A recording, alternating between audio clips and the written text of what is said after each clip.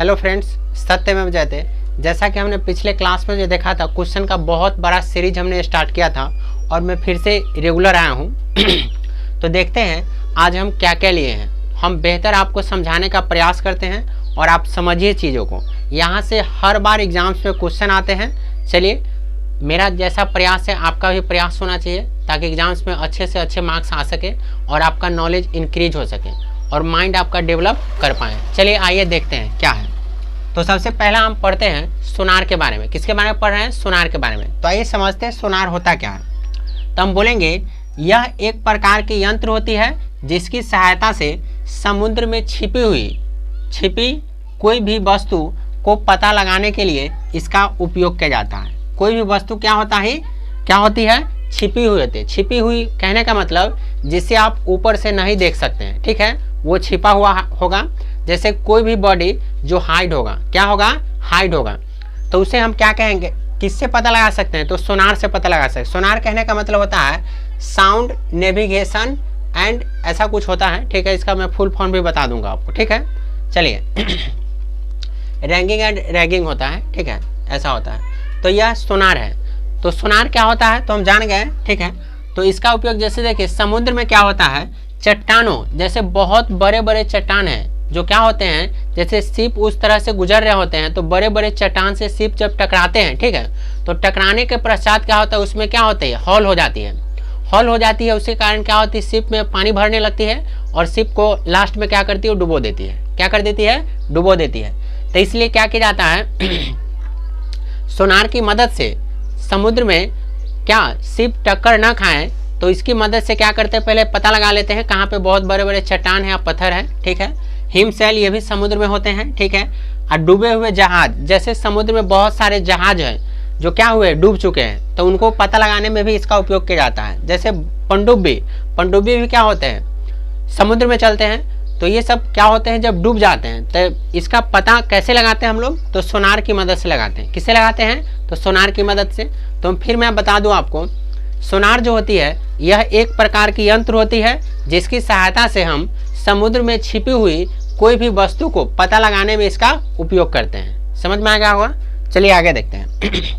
अब आगे हम बात करते हैं भौतिक विज्ञान के बारे में। भौतिकी विज्ञान कहिए, भौतिक विज्ञान कहिए, इसको हम बोलते हैं फिजिकल साइंस। क्या बोलते हैं? Physical science. तो हम कहेंगे वह प्राकृतिक विज्ञान, यह प्राकृतिक विज्ञान की वह शाखा है जिसमें द्रव, ऊर्जा और उसकी परस्पर क्रियाओं का अध्ययन किया जाता है। किस किस के बारे में? द्रव्य तथा ऊर्जा और उसकी परस्पर क्रियाओं के बारे में अध्ययन किया जाता है। उसे हम क्या कहते हैं? भौतिक विज्ञान कहते हैं, यानी कि फिजिकल साइंस कहेंगे।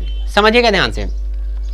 फिजिकल साइंस एक तरह का ब्रांच होता है, एक तरह की शाखा होती है जिसमें हम लोग कैसे, जैसे द्रव्य और क्या होती है, ऊर्जा, उसके परस्पर क्रियाओं के बारे में अध्ययन करते हैं। उसे क्या कहते हैं? भौतिक विज्ञान कहते हैं। जैसे समझते हैं ऊर्जा क्या होता है, ठीक है, फोर्स क्या होता है, ये सारी चीज की चर्चा कहाँ हम करते हैं? भौतिक विज्ञान में ही करते हैं। कहाँ पे करते हैं? भौतिक विज्ञान में करते हैं। अब देखिएगा यहाँ से हम चैप्टर से स्टार्ट करते हैं। तो पहला चैप्टर से अपना जो है वो यूनिट है। क्या है? यूनिट है। यूनिट को हम बोलते हैं मात्रक। यूनिट को क्या बोलते हैं? मात्रक बोलते हैं। तो मात्रक क्या है?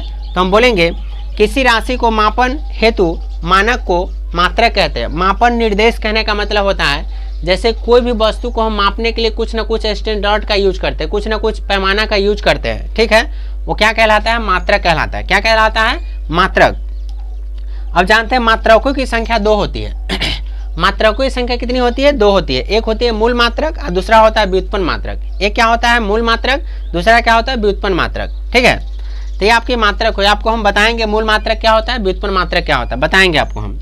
अब यहाँ से जानते हैं ये सब एक एक नंबर्स का क्वेश्चन है। जैसे देते हैं अभी तक 1 2 3 4 5 6, ये 6 नंबर का टोटल क्वेश्चन है जो आपको कोई भी एग्जाम देने जाएगा तो यहाँ से डायरेक्ट क्वेश्चन आता है। तो समझिएगा, जैसे 1 न्यूटन बराबर क्या होता है? 10 के पावर 5 टाइन होता है। 1 जूल बराबर होता है 10 के पावर 7 अर्ग। एक अश्व शक्ति बराबर होता है 746 वाट, 746 वाट होता है। एक प्रकाश वर्ष बराबर होता है 9.46 गुने 10 के पावर 15 मीटर कहिए, या इसको ले जाएंगे क्या चीज में? मीटर है वो, ठीक है, तो मीटर में है। अब एक पार्सेक बराबर क्या होता है? 3.26 प्रकाश वर्ष होता है। एक पार्सेक बराबर क्या होता है? 3.26 प्रकाश वर्ष। एक पार्सेक बराबर 3.26 प्रकाश वर्ष होता है।